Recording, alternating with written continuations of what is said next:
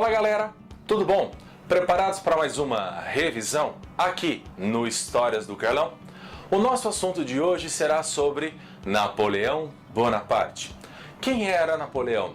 Um jovem que nasceu na região da Córcega e que aos 16 anos de idade já havia se graduado na escola militar.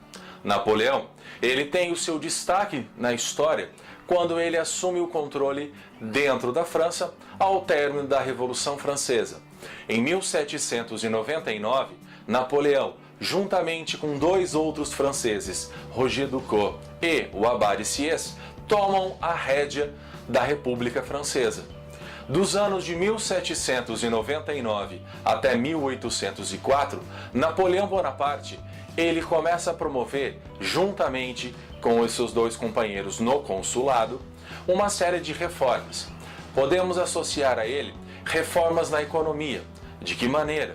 Ele vai promover uma redução dos preços, criando uma moeda francesa chamada de franco. E juntamente com essa moeda, para tentar equilibrar as finanças, ele cria agora um banco chamado Banco da França. Ao mesmo tempo, Napoleão, ao observar que outras nações, como por exemplo a Inglaterra, estava passando por uma revolução industrial, ele necessitava e precisava estimular a produção industrial do seu país, gerando empregos. Por isso, Napoleão começou a premiar uma série de pessoas com todas as inovações tecnológicas e industriais para promover assim um desenvolvimento da nação francesa e a sua economia. Napoleão, no aspecto político, começou a fazer algumas mudanças também. Por exemplo, voltou a ter o apoio da Igreja Católica juntamente com o Papa. Redistribuiu as terras que estavam livres e que pertenciam aos antigos nobres. O Napoleão, ele também faz algumas mudanças no aspecto de leis e de regras. De que maneira? Ele passa a estabelecer, através do Código Napoleônico, um código que será utilizado por vários grupos aqui na região da América. Ele vai estabelecer mudanças, como por exemplo, a propriedade privada. Ele vai estabelecer uma certa igualdade entre homens e mulheres. Ao mesmo tempo, a figura de Napoleão acaba com o voto censitário, permitindo com que a população da França pudesse se estabelecer novamente, como sendo uma sociedade quase totalmente igualitária entre os homens e as mulheres. Napoleão, ao fazer todas essas transformações e de mudanças, ele preparou todo um cenário para dar um desfecho final à sua poderosa história.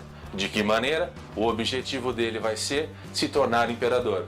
E isso acontece mediante um plebiscito criado em 1804, onde a maioria da população acabou desejando que ele se tornasse imperador. No entanto, ele percebeu que ao se tornar imperador, que ele tinha um grande concorrente comercial, que era a Inglaterra. E esse concorrente comercial, ele então resolveu invadir aquela região, mas foi derrotado na Batalha de Trafalgar. Pensando como ele poderia fazer com que as nações europeias comprassem o seu produto, ele acabou criando uma coisa chamada de bloqueio continental. Sendo assim, todas as nações que comercializassem com a Inglaterra seriam invadidas pelos franceses. A gente começa a lembrar quais foram as medidas tomadas por Napoleão. Ele domina esses países europeus, obriga-os a comprarem os seus produtos, ao mesmo tempo ele coloca os seus parentes para governar esses reinos. No entanto, toda a sua arrogância e o seu poder acabou sendo colocado abaixo quando Napoleão resolveu invadir uma região chamada de Rússia. Os russos, em 1812, armaram uma estratégia de recuo chamada Terra Arrasada. Os soldados franceses chegaram até a Rússia, mas acabaram derrotados pelo frio, pela fome e pela inteligência dos russos. Os russos fizeram uma coligação com alguns países e eles acabaram então capturando Napoleão. Exilado na ilha de Elba, Napoleão passou ali um período. Quando retorna à França, com a ajuda de vários colegas, adentra o território francês e permanece por mais 100 dias, quando, após várias batalhas, é derrotado pelo general Wellington. E mediante isso, Napoleão foi levado para a ilha de Santa Helena, onde lá permaneceu até 1821.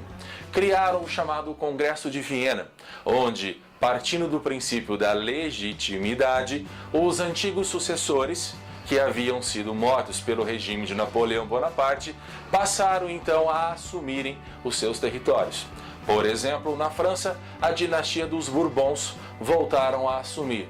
No entanto, foi feito mais um acordo entre as nações vitoriosas, chamado de Santa Aliança, onde essas nações prometiam ajuda entre si caso houvesse alguma ameaça.